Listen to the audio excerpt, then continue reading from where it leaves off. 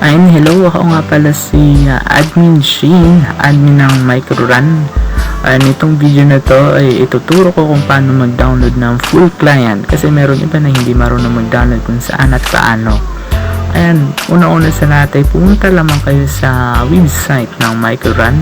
Ayan, makikita nyo yan, Microrun. So, ayan, i-click nyo lang yung download na makikita nyo. Ito na po yung itsura ng download. So, ayan, meron pa tayong dalawang link na full client. Ang una dun is yung Filebox. Tuturo ko sa inyo paano mag-download ng Filebox. Ayan, ang nauna sa lahat, makikita nyo dyan yung CAPTCHA. Then i-type nyo lang yung kung ano nakasulat sa CAPTCHA.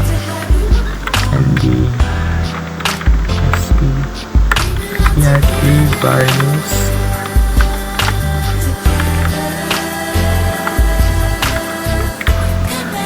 Tapos i-click nyo lang yung free. Ayan, free, makikita nyo. Click nyo yan. Then medyo mabagal siya mag-loading, pero ayan.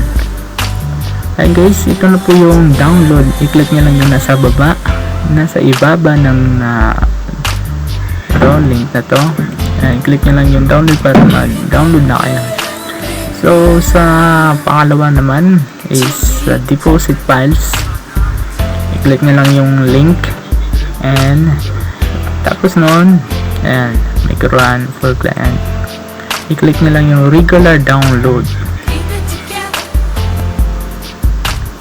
Hintayin lamang ng ilang segundo. Then, mag-type ulit kayo ng CAPTCHA para makapasok and continue.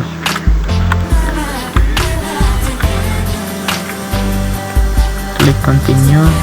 May dalawa pa tayong link ng downloader.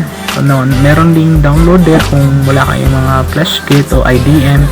Ayan, pwede nyo rin itong gamitin para kung sakasakaling mag-run out o mag-restart yung computer nyo, may re-resume nyo. So, ayan, sa mga mahina din yung computer internet, and meron ding direct download sa mga browser nyo tulad ng Google Chrome, Mozilla, or ano pa. And so I hope you enjoy guys and happy playing MR Online.